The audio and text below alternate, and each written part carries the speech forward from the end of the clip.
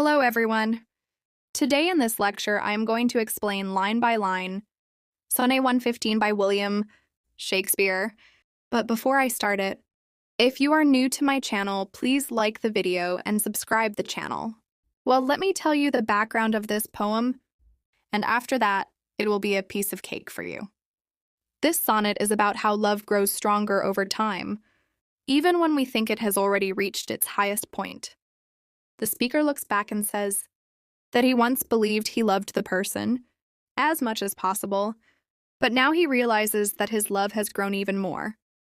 He explains that love, like a baby, needs time to grow fully, and what felt like the strongest love before was only the beginning. The sonnet is most likely addressed to the fair youth, a young man Shakespeare admired and wrote many sonnets to. The main theme is the changing and deepening nature of true love, that real love doesn't stay the same. It becomes richer and stronger as time goes on. Let's start at line by line. Those lines that I before have writ do lie. Shakespeare starts by talking about the poems or lines he has written in the past about his love. He says that those lines are now untrue or no longer accurate. He once wrote that he loved his beloved deeply, but now he realizes that what he felt back then was not the fullest or truest form of love. He is not saying he didn't love her at that time, but he realizes that his love has grown so much more now that those earlier words feel like lies in comparison. So basically, he's saying, what I wrote before doesn't match how deeply I love you now. It feels like those old words were wrong. And then says, even those that said I could not love you dearer. Here he adds more clarity. He says that even the poems where he claimed he couldn't love her more than he already did are no longer true. Back then, he believed that his love had reached its highest level, but now he feels that it has grown stronger. He realizes that love doesn't stop or stay the same.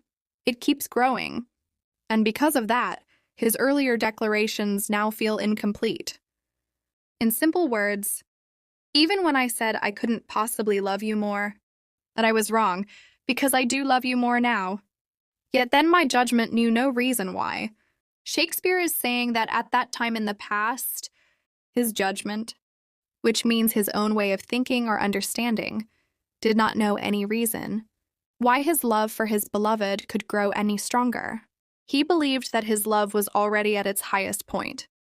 The phrase knew no reason why means that he couldn't think of any possible explanation or cause that would make his love increase more than it already had. So in simple terms, he's saying, back then, I didn't think there was any way I could love you more than I already did, because I thought my love was already at its fullest. My most full flame should afterwards burn clearer. He continues reflecting on how he once thought his love had already reached its highest level. He uses the phrase, my most full flame, to describe the deepest and most intense love he felt at that time. The word flame here is a metaphor for passion or love, and most full means he believed it was already completely full. Nothing more could be added. However, he now realizes that this love could afterwards burn clearer, which means that his love has since grown even stronger and more pure. The word clearer here suggests a more refined, brighter, and even more truthful or perfect kind of love. So in simple words, he's saying, even though I thought my love for you was already at its strongest, I now see that it has become even more passionate and pure than before. But reckoning time, whose millioned accidents, it means that when he thinks carefully about time, reckoning time, he realizes how unpredictable and full of unexpected events it is. The word reckoning means considering or thinking seriously. The phrase millioned accidents refers to the countless little things that can go wrong in life, mistakes, misunderstandings, changes in feelings, or sudden events that nobody can plan for. Here, accidents doesn't mean car crashes or injuries. It simply means unexpected or unplanned events. So, he is reflecting on how time is full of millions of surprises, or twists that can happen between people, even between those in love. These things can slowly come between promises, feelings, and relationships. Shakespeare begins to show how time, though silent, can quietly change everything. He is almost justifying why he might feel more love now than before, because time constantly changes things and brings many challenges. Creep in twixt vows and change decrees of kings. It means that time slowly and quietly sneaks in between even the strongest promises and powerful decisions. The word creep means to move slowly and quietly, almost without being noticed. Twixt is an old word that means between. Vows are serious promises, like the promises people make in love or marriage. Decrees are official orders or rules made by kings. So it means time can sneak in between love promises and even change the important decisions made by kings. Shakespeare is showing us that time is very powerful. It can quietly change or weaken even the strongest and most serious things in life, like love and power. Nothing stays the same forever because time is always working in the background. Tan sacred beauty, blunt the sharpest intents. Now he is saying that time has the power to change and weaken even the most precious and powerful things. The word tan means to darken or damage, usually from the sun. But here it symbolizes how time can fade or spoil someone's sacred beauty, meaning beauty that is pure, admired, and almost holy.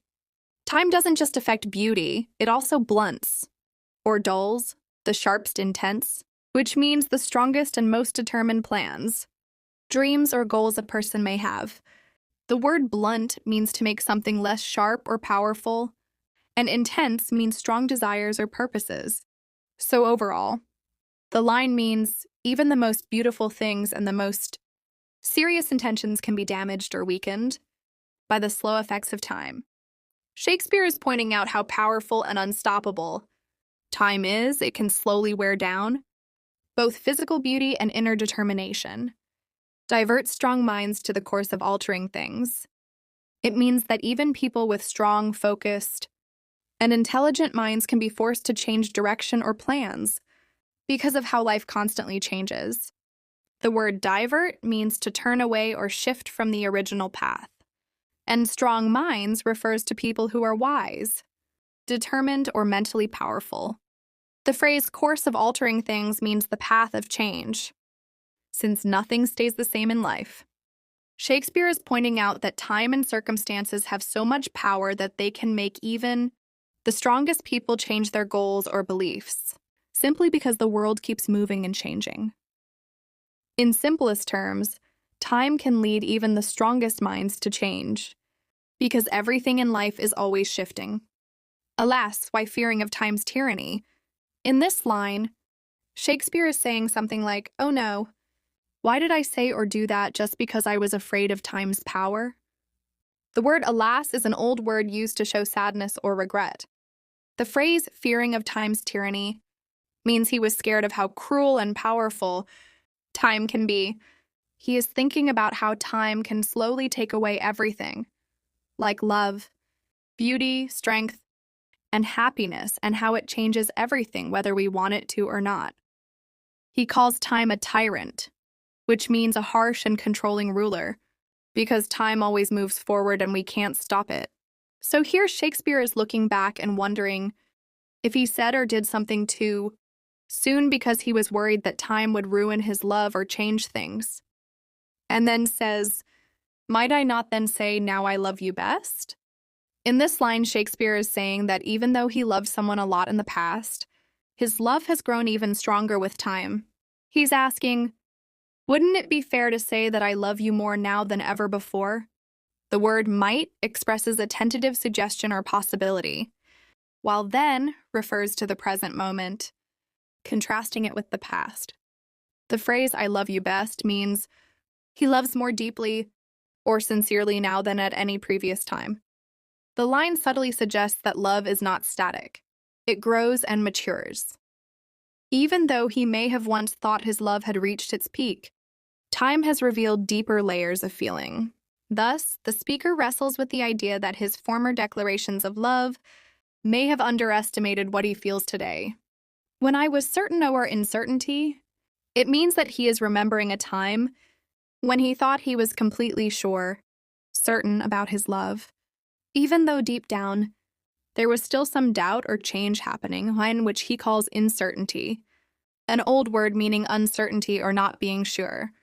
The word or is a poetic way of saying over, so certain or uncertainty means feeling sure even when things were actually not fully clear or settled. Shakespeare is saying that back then, he believed his love was as strong as it could be, but now he realizes that it was still growing, and time has helped him understand it better. This line shows how people can sometimes believe something strongly, even when it's not completely true yet. Crowning the present, doubting of the rest.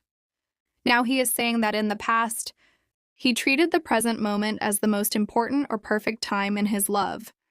That's what crowning the present means, like putting a crown on it, as if it were the best. The word crowning means honoring, or treating something like the highest or most special. But at the same time, he was doubting of the rest, which means he wasn't sure what would happen in the future. He had doubts about how love would grow or change. So he celebrated his love at that time as if it were the best it could ever be, while secretly feeling unsure about whether that love would last or stay the same. This line shows how people sometimes think the moment they're in is the peak of love, even though they're still unsure about what lies ahead. Love is a babe. Then might I not say so? Now he compares love to a baby. A baby grows over time, just like love does. Simply, he is saying that love is like a baby which is still growing and not fully developed. Since love is like a baby, it naturally changes and becomes stronger over time. So when he says, then might I not say so, he's asking, doesn't that mean I'm right to say that I love you more now than before? He's saying that if love was still young in the past, like a baby, then of course it has grown. And now it makes sense to say that his love is stronger and deeper than ever. This line shows that love is not finished or complete at the beginning. It grows just like a child does. To give full growth to that which still doth grow. It means that love is not something that reaches its highest point all at once as it keeps developing over time. He is saying that even though he loved before, his love wasn't finished or complete yet, because it was still in the process of growing. The phrase full growth means becoming fully mature or reaching the strongest and deepest form. The words that which still doth grow refer to love itself, which continues to grow. So the whole line means that time is necessary to help love reach its fullest potential. It's like a baby. Even when it looks beautiful early on, it still needs time to grow completely. Shakespeare is saying that his love, even if it felt strong in the past, was still growing, and only now, after time has passed, is it reaching its true strength. I hope you have liked it, and please subscribe the channel. Thank you.